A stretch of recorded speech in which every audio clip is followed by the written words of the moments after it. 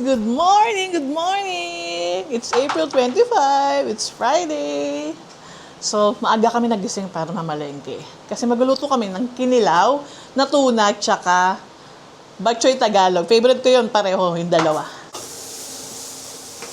Ayan guys, ang una yung ginawa, ginisa niya muna yung bawang. Maraming bawang para tanggal lansa sa dugo. Tapos, sibuyas. Yan. Buksan natin yung ilaw para maliwanag. Tapos, ginger. Ayan, ginger.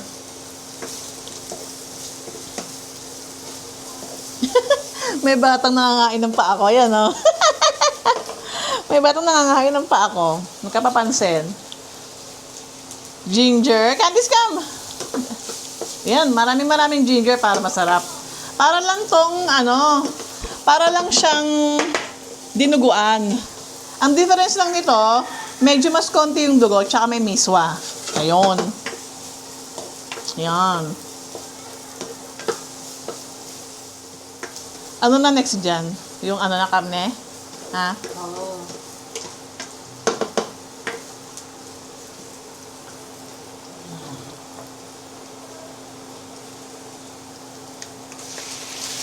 Yan. Pork.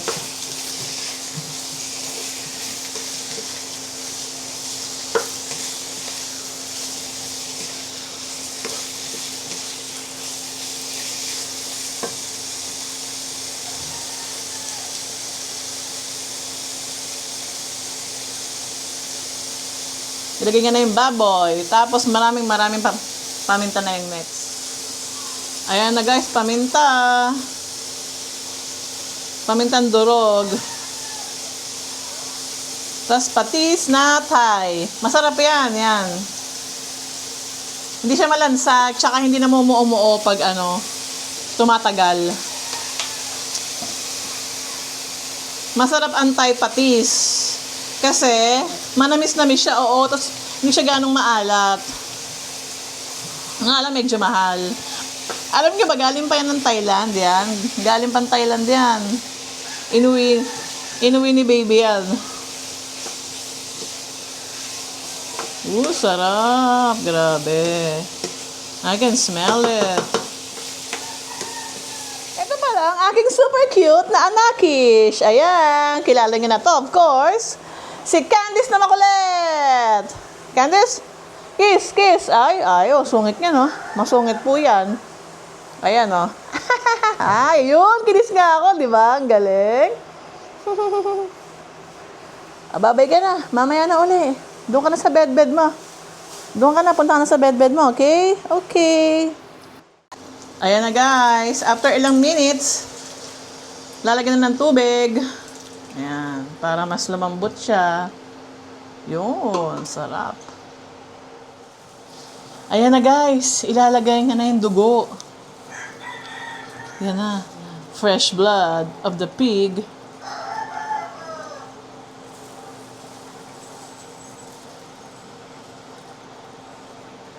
Ayan na, guys.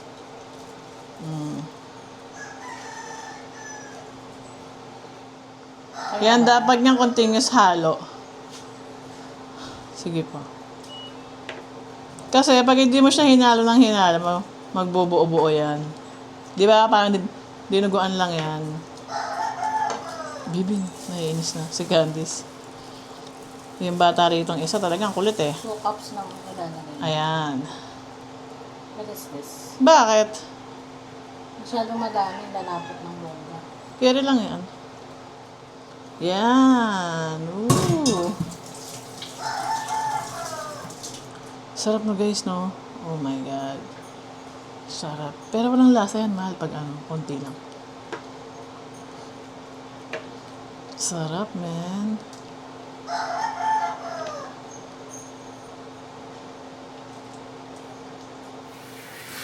Haluin ko na, guys. May ginagawa si baby. Kasi hindi siya pwede magbuo-buo. Ayan, oh, nagbuo-buo nga. Oh. Sarap niyan, guys. Magbuo-buo. Yan. Baby, nakakatawa ni Candice.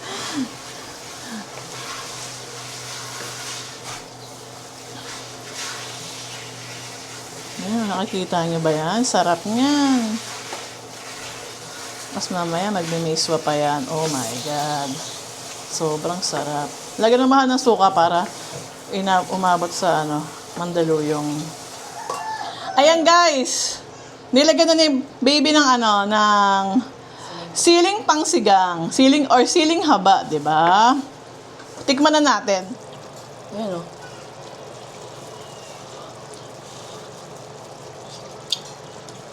Oh. Pop. Oh my God, sarap talaga ng bok choy Tagalog. Malambot na. Oo. Sobrang favorite ko talaga to. As in. Kasi same lang siya ng dinuguan. Ang difference lang nito, ng bok choy Tagalog sa dinuguan, eto, konti lang yung dugo niya. Maging black lang siya. Pero kayo, depende sa inyo. Kasi ang dinuguan kasi talagang, ang main ingredients niya talaga is dugo. Maraming dugo. Pag dinuguan para lumapot siya, no baby? Tama ba? Lumapot? Para magtiken siya, di ba? Pero meron namang iba, ayaw ng ng malapot ng dinuguan. Ang type nila yung lang, yung manipis lang yung kanyang sabaw. Tapos, eto na nga, nilagyan na ni baby ng miswa. Ayan. Yung sarap. Grabe. Tsaka pala guys, ang pinagkaiba niya rin pala is miswa. Kasi syempre yung dinuguan wala namang miswa. Tapos yun lang. Wala na, same lang din ang process. Ewan ko lang sa iba, pero pag gumagawa kami ng dinuguan tsaka bok choy Tagalog, halos same process lang. May mga konting difference lang. Ayun nga, so, tsaka ang bok choy Tagalog pala yung sabaw niya dapat hindi thick. Hindi kasing lapot ng dinuguan. Ako gusto ko sa dinuguan, yung halos tuyo na. Tapos crispy. Yun, gusto ko yun ng crispy dinuguan. Tapos, meron akong favorite na dinuguan. Yung sa kapatid ng papa ko sa Apari. Sobrang sarap magluto nun. Kasi yung dinuguan niya, pachicharon na. Ang sarap. Yung mga nilalagay niya, parang isaw yata yun or chicharong bulaklak. Hindi ko lang sure. Basta ang sarap. Tapos, hindi siya masabaw. Tapos, doon din sa papa rin ng kaibigan ko si Eya. Si Papa Toto, yun. Ang sarap din ng dinuguan nun. Ganun din. Ayun naman, mga laman loob din, isaw. Sure ako doon. Ayun. Kaya yun. Pero ako, simple lang ako magdinuguan. Yung, lang, baboy, ganun, taba. Yun lang. So, ayun na nga, mamaya, titikman na natin. Pero may ilalagay pa si baby, celery. Kasi sabi ko maglagay siya ng celery. Tsaka, onion, spring. Tama ba? Eto. Yan. Sige. Eto. Lahat yan. Hindi kaya sobrang dami? Or tama lang? Tikman mo muna kalahati tapos kung anong lasa. Sige na, lagay mo na lahat. Ayan na guys, nilagay nga na yung celery and spring onion. Diba? Para meron tayong gulay-gulay kahit papano. Huwag yung walang-walang gulay. Tsaka para Yung celery, invento lang namin yan. Hindi ko lang sure kung yung original na bok choy Tagalog is meron. Diba? Kaya yun, so mamaya tastes na tayo, guys. Then after nito, magluluto ka pala ng kilawin, diba? Hindi niluluto. Ay, gagawa siya ng kilawin tuna. Kaya yun. So, ipapakita ko rin sa inyo yun, guys. Di ba? So, yun. Yan na guys, dito na tayo sa next menu.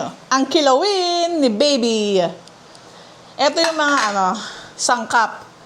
Siling haba, onion white and red. Then of course, maraming, ano ba tawag dito?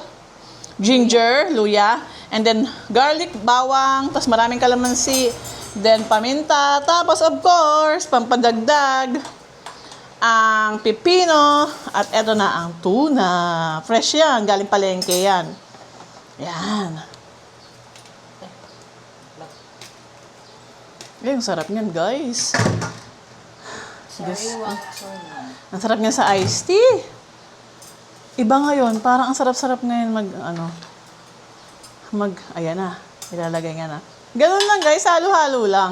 Yung iba, ang ginagamit nila, I think, parang yung ginagamit nila? Gata, no? May suka yun na may gata. Oo, Pero ganun. hindi ko alam kung ano yun. Pero si Baby, kalamansi lang siya, tsaka suka. Nagamit ka man suka? Oh, yun lang. Simple lang. Ayan, with lots of calamansi. Calamansi. Good for vitamin C. Ayan, dapat talaga maraming calamansi, guys. Para tatanggal lansa rin. Ayan na, guys, yung suka, nilagyan niya ng asin. Ayan.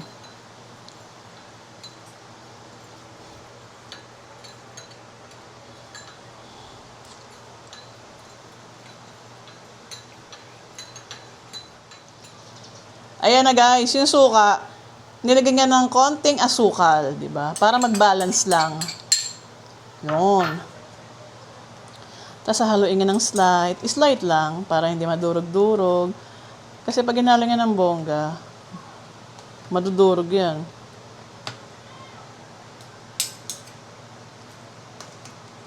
Nakikita niya ba yan? Di ba parang ang sarap-sarap? Diba? Fresh.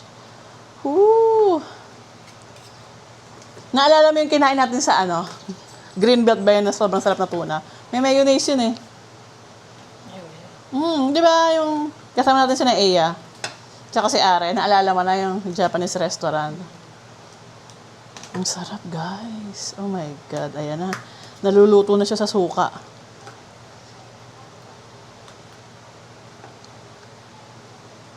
Wala kasi kami nalagay. Oo, kaya dito. Wala kasi kami lagay. Hawakan ko na. Kasi gumagalaw eh. Di ba ang sarap? Sarap. Pulutan. Alak na lang kulang.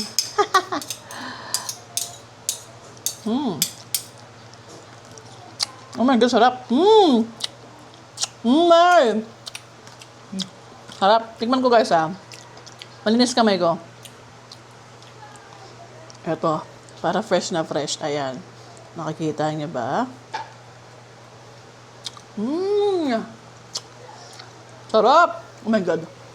Sarap nito may beer or coke. Diba? Sarap. Tapos, pero, hindi pa tapos yun. Lalagyan pa ni Baby ng pipino, of course, pampadagdag. Siyempre, dapat may gulay pa rin tayo. Huwag natin kakalimutan. Mahalaga ang gulay. Mahalaga yan sa ating digestion. At saka para syempre, lagi may fiber, yun nga, para hindi kayo mahirapan mag-poops.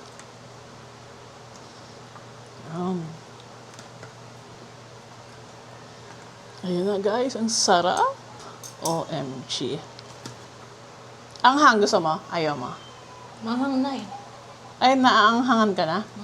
Ay, oo pala, meron pala yung May green sili. na siya. Ninalo ko na kanina. Guys, tignan nyo, take a look.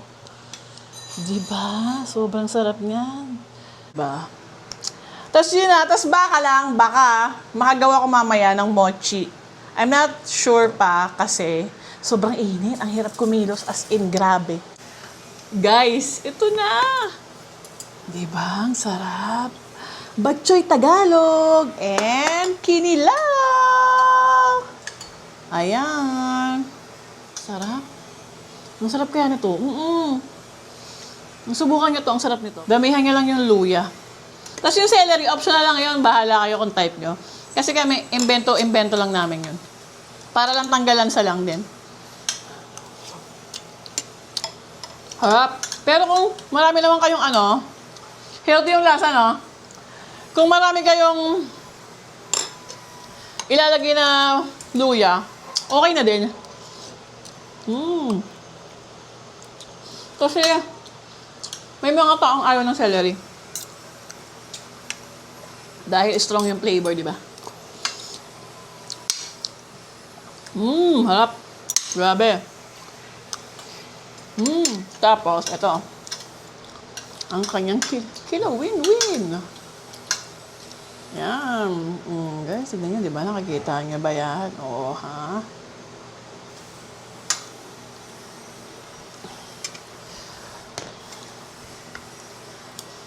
Sarap! Harap, babe. Sobrang sarap.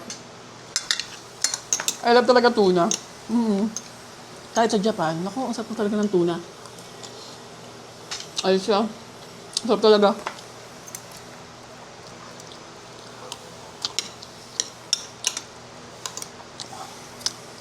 Alam mo sa Japan, kahit guys yung mga tunang nabibili na sa mga grocery, yung sinisale, pag gabi, naku, ang sarap. Ang sarap na. Talaga, quality talaga. Hi guys! Welcome back!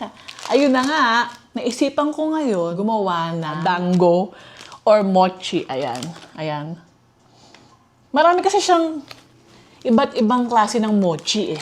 Meron yung ganito lang na plain. Yan. Kulay lang yan kasi ito ang tawag nila sakura.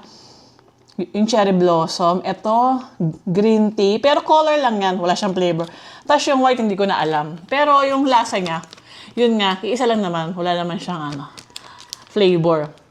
Tapos yung isa naman, yung favorite ko, ang tawag dun is mitarashi dango. Yung matamis siya na maalat. Na may soy sauce tsaka asukal. Tapos yun namang isa, meron naman siyang red bean sa loob. Yun. Tapos meron ding daifuku mochi, yun yung may strawberry tsaka red bean.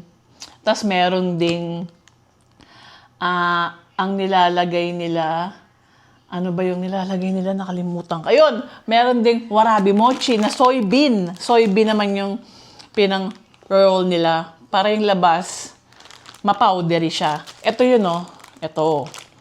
Meron tayong soybean powder. Ito yung pinakagusto ko kasi hindi siya matamis.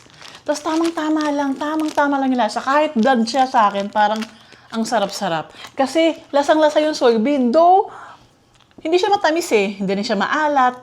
Basta merong distinct flavor kasi ang soybean. Lalo ang soybean powder ng Japan. Ito, soybean siya. Kinako. I think kinako. I-search natin kung ano yung soybean sa Japanese. Yeah, kinako. Tama nga ako. Kinako powder. Tapos eto nga, yung isang klase ng flour. Ito talaga yung pang mochi. Ito. So, yan meron na tayong dalawang ingredients na nabili ko sa Japan. Ito talaga. Sa local grocery to, kung ito nabili. Mura lang to, as in. Mura lang siya. Parang mga 100 pesos lang yata to pareho. Parang ganon. Yun nga lang, naka-Japanese, siya, character. So, ang gagawin natin, ita-translate natin siya. Ganito. Ipapakita ko sa inyo kung paano. Para pag pumunta kayo ng Japan, tapos bumili kayo ng mga ganyan, maluluto nyo pa rin, di ba? Papakita ko sa inyo. Yan. Kunyari, eto. Punta lang tayo sa application na translate. Yan, makikita nyo Nakikita nyo ba yan? Di ba? Dango powder. Di ba? Dangore. Soybean. Galing, di ba? From Japanese to English naman siya. Tapos, meron ding iba, yan. Kunyari, Chinese, ayan, Italian, iba-ibang languages din. Bali, ang name ng kanyang app is Translate. Ayan. Ito yung icon. So, guys, let's go. Gawin na natin. Grabe yung pawis ko, oh. Nakikita niyo ba yan? Ayan, sobra. Hindi ko kasi binubuksan yung electric fan. Gawa nung maingay, pero sige na nga. Buksan na nga natin. Ayan, oh, tignan nyo, oh. Grabe, di ba? Ganyan kainit ngayon sa Pinas. Kaya yung mga OFW dyan, na gustong magbakasyon dito sa Pinas, huwag muna kayo umuwi. Sa ano na lang, June, July, mga ganun na lang. Or bear. Kasi talaga, sobra talagang init. Baka hindi nyo kayanin. Lalo yung sanay na sa abroad, mga cold countries. Mahirap mag-adjust. Do, minsan lang naman, tsaka saglit lang naman, bakasyon. Kaya lang, syempre, mas komportable, di ba, pag hindi ganito kainit. Okay lang na mainit, pero sobra talagang init. As in, sobrang init talaga. Walang exage. So, ayun na nga. Ang nakalagay dito,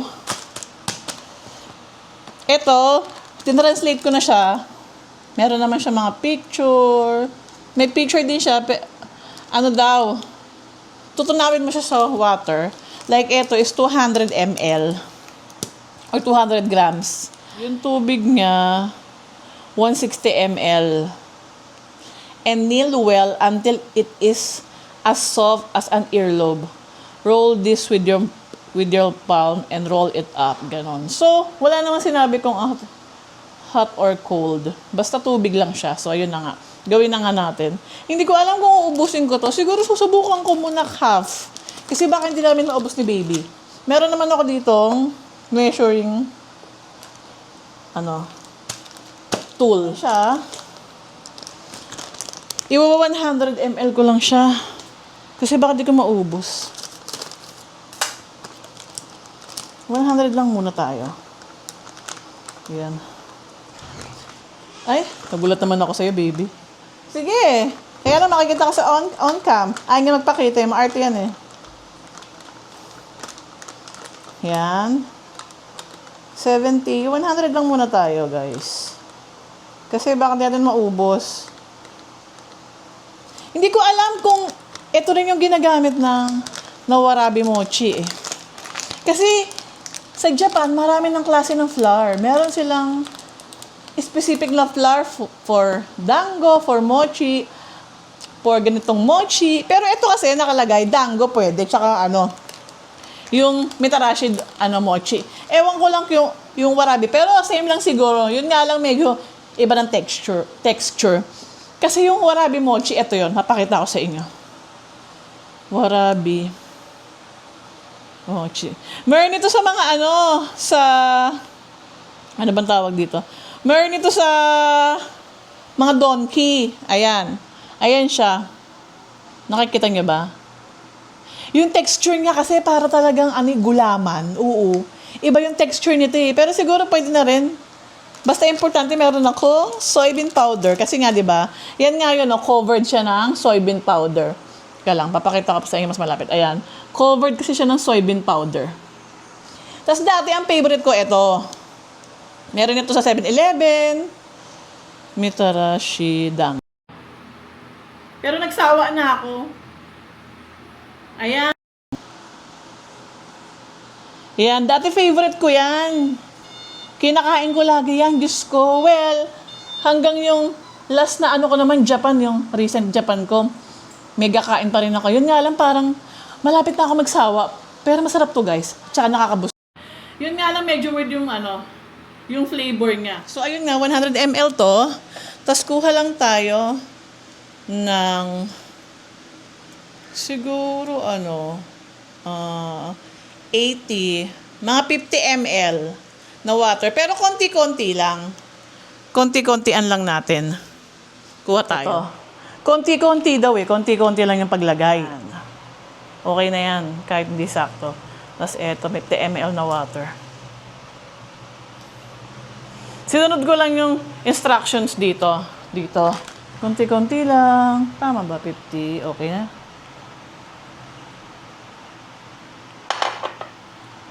Kamayin daw. Yan.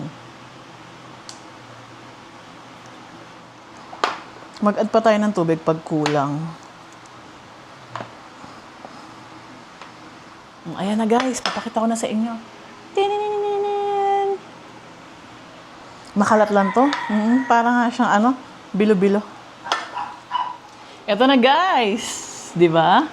Nabuo ko na siya. Ayan.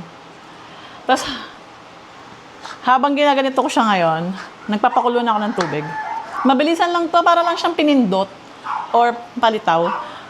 1 to 2 minutes tapos kuhanin mo na siya, di ba? Hindi ko to nilagyan ng asukal. Hindi ko na siya nilagyan ng asukal. Dito na lang ako maglalagay ng asukal sa sa soybean kasi di ba para naman healthy. Yan, tapos hatiin pa natin para pantay-pantay siya. Yan.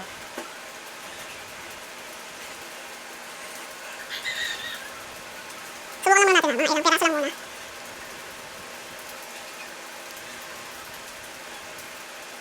Go, lagay na.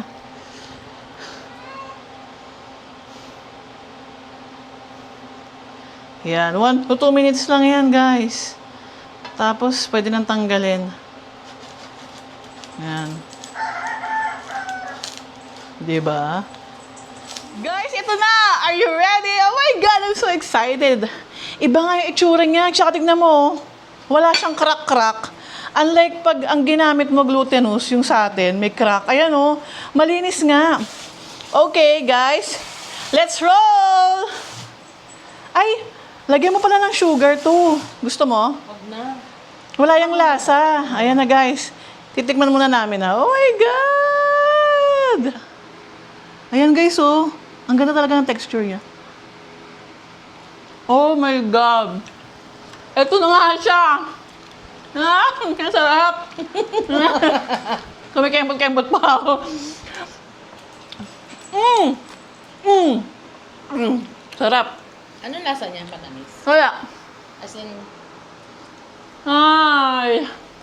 Oh my God! Ito na yun! anong lasa yung mochi? Ano nga? Sarap guys! Lalagyan ko ng ng brown sugar. Wait lang. So guys, subukan na natin uli. This time, meron na siyang tamis. Grabe siguro, sobrang sarap. Ito na. Excited na ako. Ayan siya guys, oh.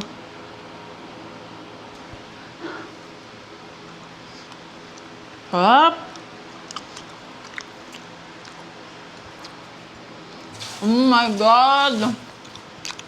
Wow!